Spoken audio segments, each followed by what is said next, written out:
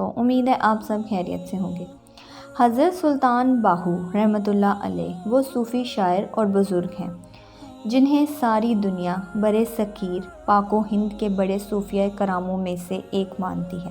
آپ 1630 ہجری میں شاہکوٹ ضلع جھنگ میں پیدا ہوئے اور 1102 ہجری بامقابل 1691 ہجری جمادی الثانی میں آپ کا وصال ہوا۔ آپ کو کاہن جان میں دفن کیا گیا۔ مناقب سلطانی کے مطابق حضرت سلطان باہو رحمۃ اللہ علیہ کے آباء و اجداد حضرت امام حسن اور حضرت امام حسین رحمۃ اللہ علیہ کی شہادت کے بعد ہجرت کر کے ہندوستان تشریف لے آئے۔ انہوں نے پنڈ دادن خان اور احمد آباد کے دیگر نواح کے دیہاتوں اور شہروں کے ہندو سرداروں کو شکست دی اور لوگوں میں اسلام کا پیغام پہنچایا۔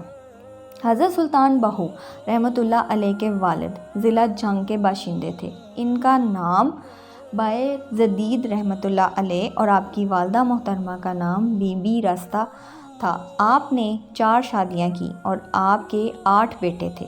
سلطان باہو رحمۃ اللہ علیہ کو اپنی والدہ سے بہت زیادہ لگاؤ تھا اور اسی لیے انہوں نے اپنی کتاب عین الفقہ میں اپنے نام باہو رکھنے پر والدہ کا شکریہ ادا کیا۔ سلطان باہو رحمۃ اللہ علیہ نے پیشاب والے ڈیلے کو سونا بنا دیا۔ ایک سید صاحب غربت کے مارے تھے۔ جوان لڑکیاں اور لڑکے تھے۔ فاقے اور تنگ دستی کی وجہ سے ان کی شادی بھی نہیں کر سکتے تھے۔ ظاہری اسباب ختم ہو گئے اور غیبی مدد کی تلاش میں نکل کھڑے ہوئے۔ ایک فقیر نے سید صاحب کو بتایا کہ تیرا علاج حضرت سخی سلطان باہو رحمۃ اللہ علیہ کے علاوہ اور کسی کے پاس نہیں، تو شاہکوٹ جنگ چلا جا اور ان کی بارگاہ میں عرض پیش کر۔ وہ پریشان حال سید صاحب حضرت سلطان باہو رحمۃ اللہ علیہ کے پاس پہنچ گیا، لیکن ان کی مایوسی کی کوئی حد نہ رہی جب دیکھا کہ آپ کھیتوں میں ہل چلا رہے تھے۔ یہ حالت دیکھ کر مایوس ہو کر واپس مڑنے ہی والے تھے۔ حضرت سلطان باہو رحمۃ اللہ علیہ نے، جو کہ ان کے کیفیت سے آگاہ ہو چکے تھے، ان کو آواز دی۔ آپ رحمۃ اللہ علیہ کی بات سن کر ان سید صاحب کی کچھ بندی اور دل میں کہنے لگے، اب خود بلایا ہے تو عرض پیش کرنے میں کیا حرج ہے۔ سید صاحب نے قریب آ کر سلام کیا۔ آپ رحمۃ اللہ علیہ نے سلام کا جواب دے کر پوچھا، کس ارادے سے یہاں آئے ہو؟ سید صاحب نے اپنی ساری سرگوشی سنا دی۔ آپ رحمۃ اللہ نے فرمایا، شاہ صاحب مجھے پیشاب کی حاجت ہے، آپ میرا ڈیلا پکڑ رکھیں، میں پیشاب سے فارغ ہو لوں۔ عرض آپ نے پیشاب کیا اور مٹی کے ڈیلے سے استنجا کرنے کے بعد وہ ڈیلا ہاتھ میں لیا۔ سید صاحب سے مخاطب ہوئے، شاہ صاحب آپ نے مفت تکلیف اٹھائی، میں تو ایک جٹ آدمی ہوں۔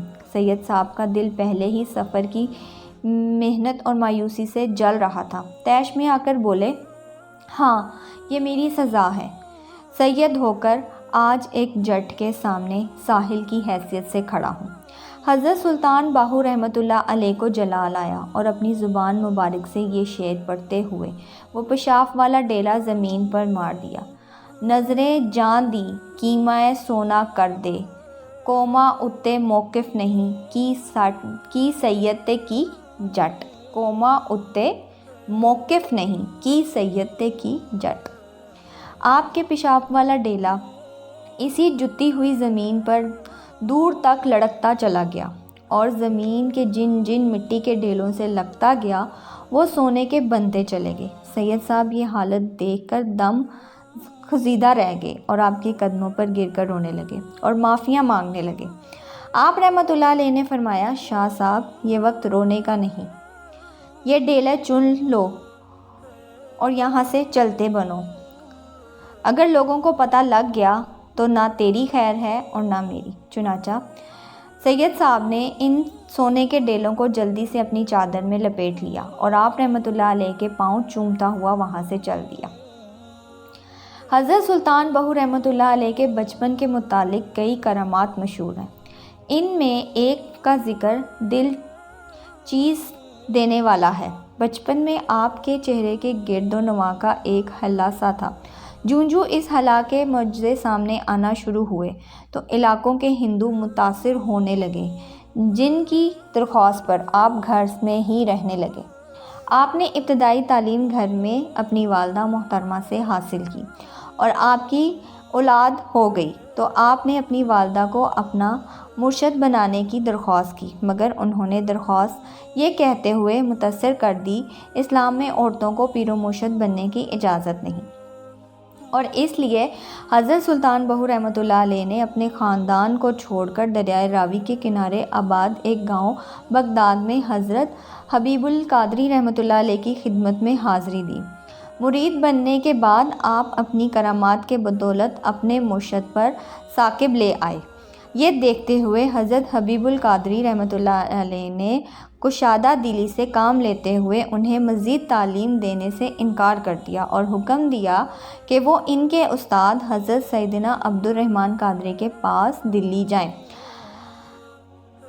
سید عبد الرحمن قادری رحمۃ اللہ علیہ شہنشاہوں کے مصابات اور روحانی علم کو اچھی طرح سمجھتے اور جانتے تھے، اس لیے حضرت سلطان بہو رحمۃ اللہ علیہ دلی پہنچے اور مطالبہ علم حاصل کیا۔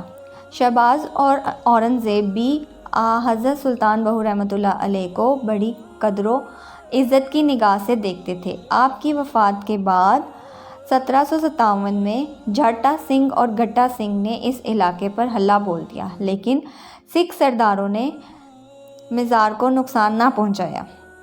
کچھ عرصے بعد دریائے چناب نے اپنا رخ تبدیل کیا تو مزار کو نقصان پہنچنے کا خدشہ ہوا۔ اچانک آواز آئی کہ ایک شخص دریا میں سے حضرت سلطان بہو رحمۃ اللہ علیہ کا تابوت مبارک نکال لے گیا ہے اور ایک مکان میں پیپل کے درخت کے نیچے دفن کرنے کا حکم دے کر غائب ہو گیا ہے۔ یہ واقعہ سکھوں کے حملے کے بعد 1775 کا ہے۔ حضرت سلطان بہو رحمۃ اللہ علیہ کے مطابق آپ نے عربی فارسی میں 150 کے قریب کتابیں لکھیں۔ ان کی پنجابی تفصیل کے بارے میں کچھ ذکر نہیں ملتا، صرف اتنا لکھا ملتا ہے کہ انہوں نے پنجابی میں شعر کہے۔ حضرت سلطان بہو رحمۃ اللہ علیہ کی ایک طویل سیر حرفی چھٹے حرف تجوید سے ہر حرف کے نیچے 2-4 چھوٹی نظمیں بیان ہیں۔ ان بیانات کے سب سے اچھی بات یہ ہے کہ ہر 2 مصر کے آخر میں ہو آتا ہے۔